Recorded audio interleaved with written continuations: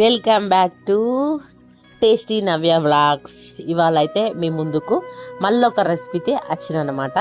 తొందరగా అయిపోయే రెసిపీ, తొందరగా మనకు కావాలి అన్నప్పుడు టిఫిన్ బాక్స్లకు లేకపోతే ఆఫీస్కి పోయేటోళ్ళకు ఇట్లా ఒక్కసారి పాలకూరతోని ట్రై చేయండి. పప్పు కాకుండా, ఫ్రై కాకుండా పాలకూర పెసరపప్పుతోని ఒకసారి ట్రై చేయండి. ఇది మా అత్తమ్మోళ్ళ సైడ్ అయితే చాలా చాలా చాలా చాలా ఎక్కువ చేస్తారనమాట. అమ్మోళ్ళ సైడ్ తక్కువ, అత్తగారి సైడ్ ఎక్కువ. ఎందుకు అంటే నేను మా అత్తగారింటికాడ నేర్చుకున్న రెసిపీ కాబట్టి అందుకే అత్తగారి సైడు రెసిపీ అని చెప్తున్నాను అనమాట. ఏం లేదు, పొయ్యి మీద ఒక బాండీ పెట్టేసుకొని అందులో ఆయిల్ వేసుకొని కొంచెం ఆవాలు, జీలకర్ర, పచ్చిమిర్చి, ఉల్లిగడ్డలు వేసేసుకున్న తర్వాత అవి కొంచెం గోలిన తర్వాత పసుపు వేసుకోవాలన్నమాట. ఒకసారి మనం కలిపేసుకొని పసుపు వేసేసుకుందాం. ఎందుకు ఇది ఈజీగా అయిపోతుంది అంటే పెసరపప్పు తొందరగా ఊడిపోతుంది అనమాట. పాలకూర తొందరగా ఫ్రై అయిపోతుంది, అందుకే తొందరగా అయిపోయే రెసిపీ అని చెప్పాను అనమాట.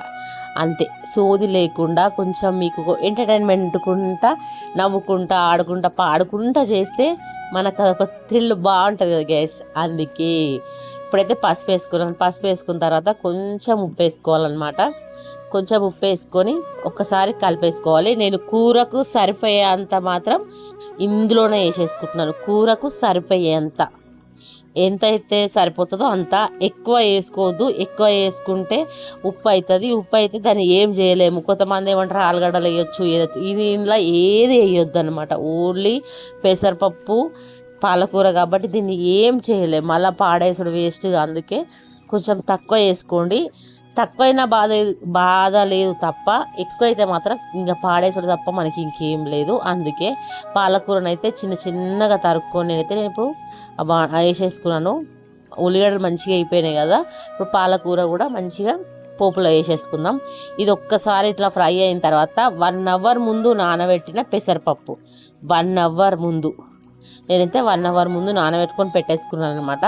1 అవర్ ముందు నానబెట్టిన పెసరపప్పును మంచిగా అందులో వేసేసుకోవాలి. మనం అన్నీ వేసేసుకున్నాం. ఇందులో కారం పొడి వేసుకునే వాళ్ళు కారం పొడి వేసుకోవచ్చు. నేనైతే కారం అస్సలు వేయలేదు అనమాట, ఓన్లీ పచ్చిమిర్చే. అందుకే చెప్తున్నాను, నాకైతే పచ్చిమిర్చే బాగుంటుంది దీనికి టేస్ట్. పచ్చిమిర్చే.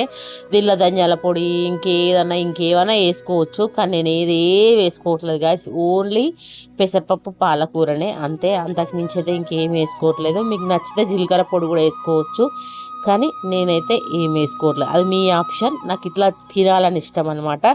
మీకు ఇట్లనే పెసరపప్పు ఇట్లా కనబడాలి, ఇట్లా ఉత్తగానే ఫ్రై కావాలంటే కూడా ఇట్లా కూడా వేసుకోవచ్చు.